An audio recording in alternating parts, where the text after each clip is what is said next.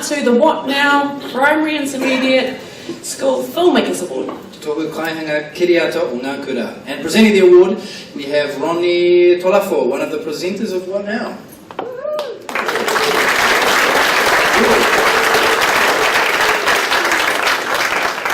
Do we have Ronnie? He's delayed. Damn, because I need a selfie with Ronnie for my daughter. This is good. I'm sorry to disappoint. However, I'll be a stand-in for Ronnie. Oh, Yeah, that's a very good stand. Very good. Bit of impromptu there. Oh, thank you. Okay, kia ora koutou. I don't have anything prepared to say, so I will just get right down to what we've all been waiting for and open up the envelope. That way around. Drum roll. Drum roll, everyone. Please. And the winner of the What Now Primary Intermediate Schools Filmmakers Award is Mercedes Van Rooyen. Just another word.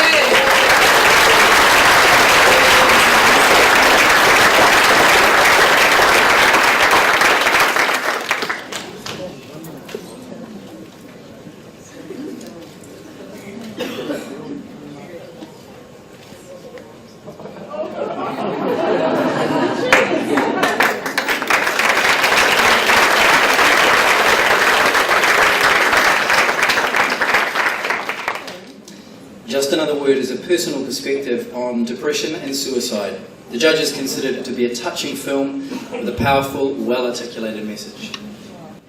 When I found out, I cried, as all other 6-year-olds would, but for me being 6, depression was just another word. I didn't understand, what is depression?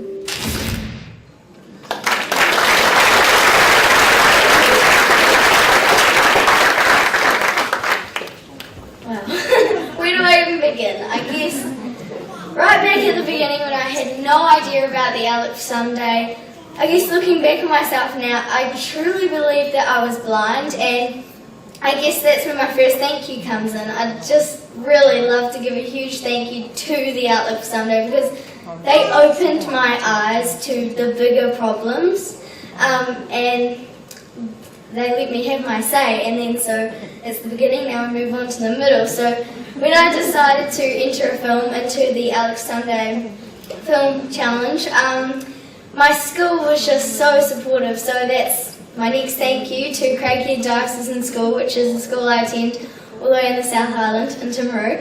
And a special thanks to just all the students, Miss Walker, Miss Foley and Mrs Otley. And then so we've done the beginning, we've done the middle, now we're at the end. So my family, I'm not often speechless, as you can probably tell. But when we come to my family, I'm definitely speechless because they were just so supportive and so helpful, and a special thanks to my mum and my grandma. I love you guys and you were amazing throughout this whole experience, so thank you.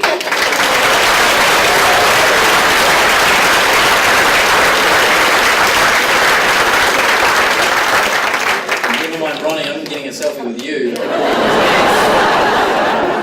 For sure. For sure.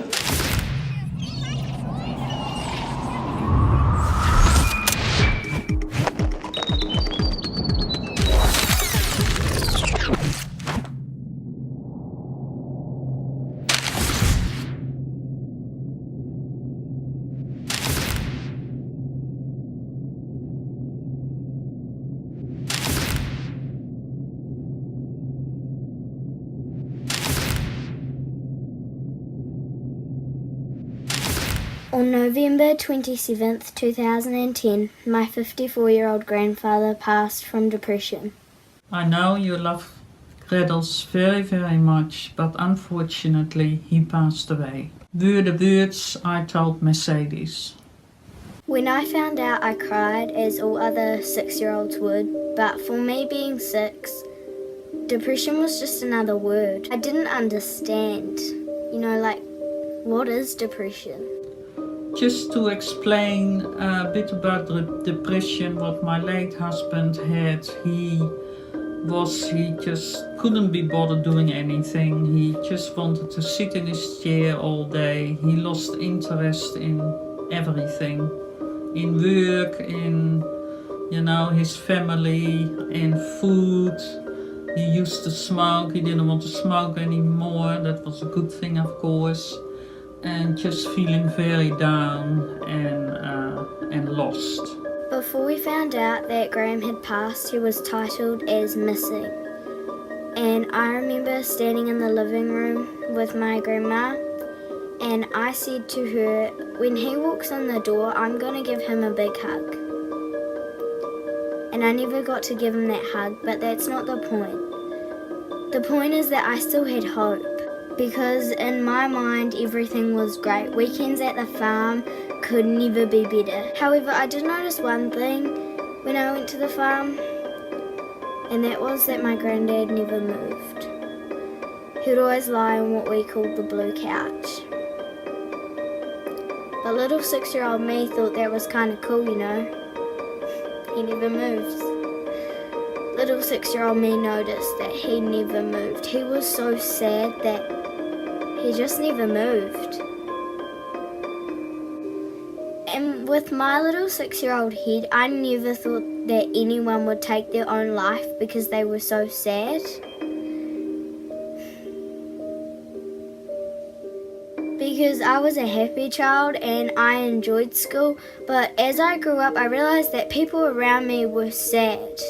I realized that there is fighting in this world. I realized that people were mean.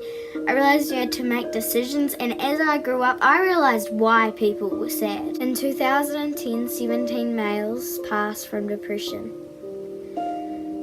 But I could say depression or suicide. But most people that commit or attempt to commit suicide don't really want their life to end. They just want the pain and suffering to be over. But the internet has another alternative. They say eating a healthy diet, getting regular exercise, taking time out for fun is another way to prevent depression. But depression is a disorder. It's not just something you can jog it out with, not something you can laugh at with family or friends. It's not something you can just, think you're going to eat healthy and it'll go away. Depression is a disorder.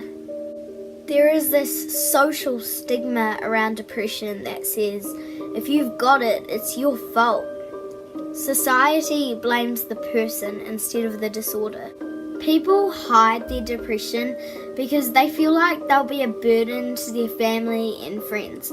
People hide their depression because to them it's less painful keeping it to themselves than it is talking to other people about it. People hide their depression because they feel like people will look at them as a weak figure. People with mental disorders believe that nobody is going to understand their problem. And in some ways this is true, and in other ways this is utter rubbish. People understand your problem. Psychotherapists know how to cure your problem. So why then, in 2010, did 17 males pass from depression? You tell me.